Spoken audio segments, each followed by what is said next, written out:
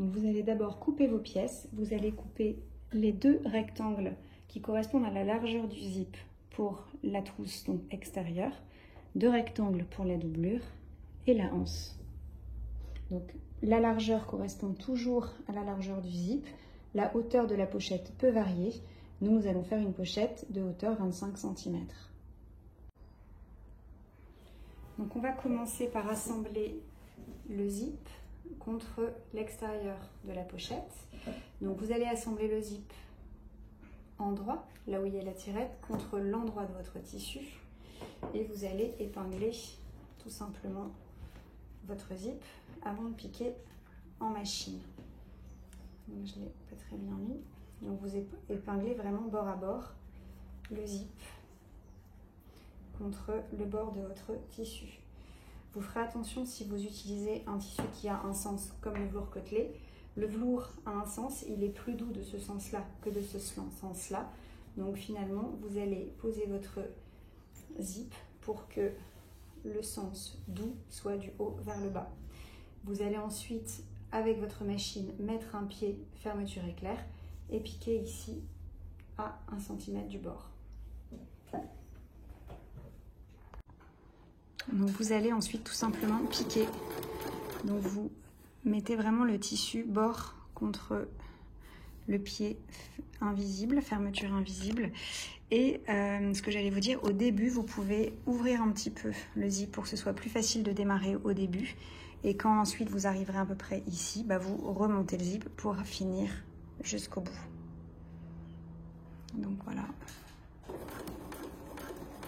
Et bien sûr, vous enlevez au fur et à mesure vos épingles.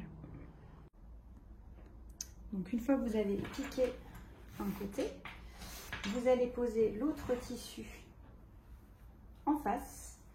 Vous allez également épingler et vous allez faire la même chose de l'autre côté. Vous allez piquer ici de l'autre côté. Donc une fois que vous avez piqué des deux côtés, ça vous donne ça. Maintenant, on va piquer la doublure. Donc pour piquer la doublure, vous allez vous repositionner sur l'envers. Vous allez prendre la doublure et vous allez piquer la doublure comme ceci. Donc vous positionnez en fait votre doublure comme ceci. Vous mettez des épingles.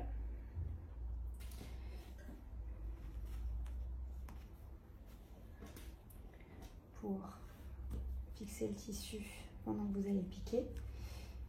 Alors si vous êtes un peu perdu dans le sens, ce que vous faites, vous ouvrez le zip et vous regardez si en ouvrant le zip, votre tissu est placé du bon côté. Je ne sais pas si vous voyez bien. Voilà, et vous allez repiquer en fait avec le même pied de biche en gardant exactement le même emplacement. Donc vous longez avec votre pied de biche, vous longez le long du tissu et donc vous allez repiquer en fait au même endroit, donc tout le long du zip.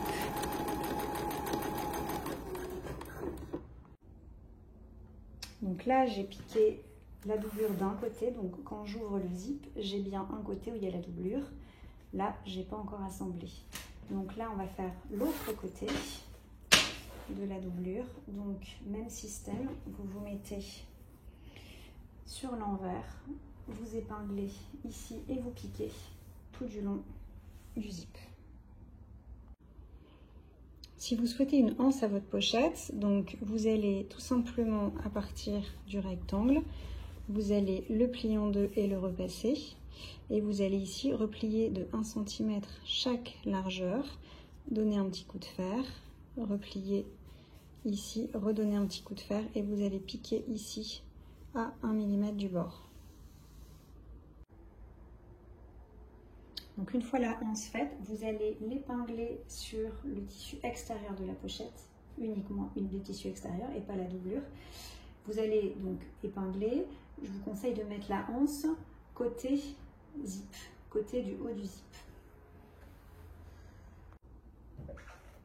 Donc je vous conseille de faire un petit point pour fixer la anse à par exemple 5 mm du bord. Comme ensuite on piquera à 1, ce point ne se verra pas, mais ça vous permettra d'être sûr que la anse soit bien fixée. Et si vous voulez donc fixer une étiquette, vous la fixez maintenant avant de fermer la pochette. Donc maintenant que vous avez fait ça, vous mettez bien la anse à l'intérieur. Vous allez refermer la pochette. Donc les deux velours ensemble, les deux tissus extérieurs ensemble. Toc, et vous allez piquer. Tac, donc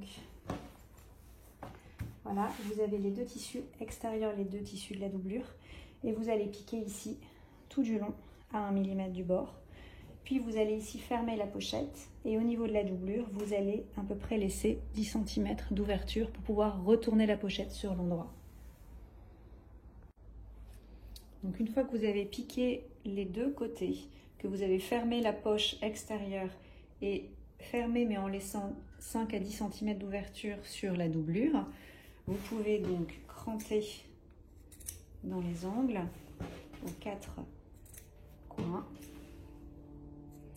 Puis vous allez retourner par l'espace laissé ouvert.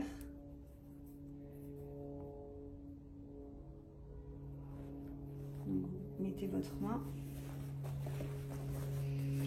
et vous faites passer la doublure par l'espace.